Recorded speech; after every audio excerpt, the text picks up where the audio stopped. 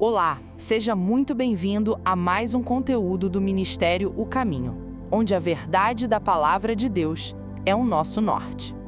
Esse conteúdo foi desenvolvido com o apoio da inteligência artificial, mas cada linha aqui foi guiada por zelo, oração e o firme compromisso com a Palavra do Senhor.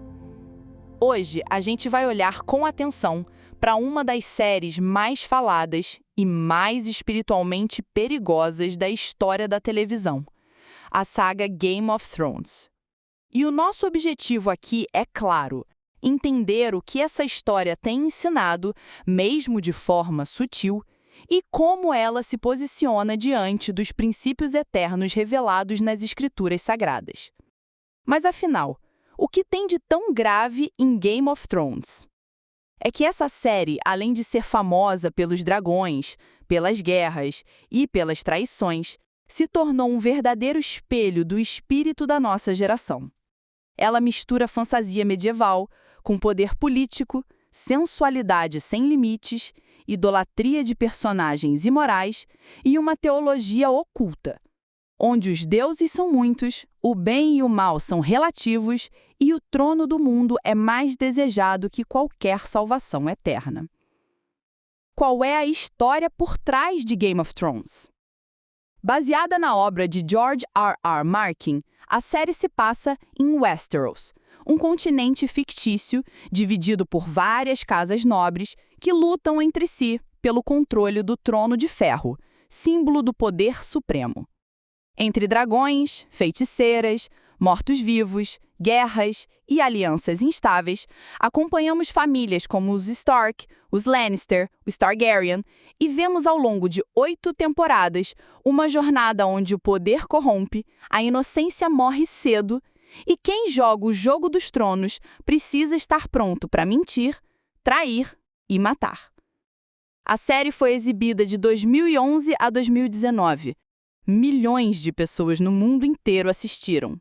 Uma média de 44 milhões de espectadores por episódio nas últimas temporadas. Um sucesso que influenciou moda, política, cultura e a visão de mundo de uma geração inteira. E qual o espírito filosófico por trás dessa série? Game of Thrones é profundamente moldada por 3 correntes principais: niilismo moral, relativismo espiritual e gnosticismo místico. O niilismo moral aparece com força. Não existe certo ou errado fixo. O que importa é vencer. A justiça, na maioria das vezes, é vencida pela astúcia. O bem é fraco.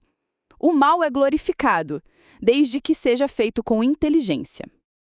O relativismo espiritual se vê na pluralidade de crenças, vários deuses, várias religiões, profetas falsos, bruxas, mortos ressuscitando, tudo misturado como se tudo fosse igualmente válido, ou igualmente vazio. Já o gnosticismo se manifesta na ideia de que a salvação está no conhecimento oculto, nas visões, nas magias, nas revelações sobrenaturais. O mundo é controlado por forças místicas e os homens mais poderosos são os que acessam esse conhecimento secreto. E o que a série ensina? Quais doutrinas ela propaga? Ela ensina que o poder é a única coisa que importa, que a moralidade é relativa, que o bem não é recompensado e que a fé em deuses ou em valores absolutos é coisa de gente tola. A mulher sensual e manipuladora é exaltada. O guerreiro impiedoso é aplaudido. E o homem que busca justiça, fé ou retidão, geralmente morre cedo. A sexualidade é tratada como ferramenta de poder. A traição é comum e naturalizada. A violência é gráfica e muitas vezes elogiada pela direção artística. Deus, o Deus verdadeiro, não aparece. E quando algo parecido com fé surge, é distorcido, ocultista ou simplesmente derrotado. E o que o espectador absorve com tudo isso? A série seduz e, ao mesmo tempo, ensina. Ensina que a vida é um jogo e só os mais espertos vencem. Ensina que virtude é fraqueza, que pureza é ingenuidade que lealdade é burrice. Ao longo da série, o público é treinado a torcer pelos que jogam melhor, mesmo que estejam do lado errado. E essa é uma estratégia sutil e perigosa de formação de mentalidade. Normalizar o pecado, rir da santidade e colocar a sobrevivência como prioridade número 1 da existência humana. E espiritualmente, de que lado essa história está? Ela está do lado da Torre de Babel, do lado da rebelião, do lado de uma humanidade que quer governar sem Deus. A Bíblia nos mostra um trono eterno, mas não em Westeros. Vamos ler Apocalipse capítulo 4, versículo 2. E logo fui arrebatado em espírito, e eis que um trono estava posto no céu, e um assentado sobre o trono. Esse é o verdadeiro trono.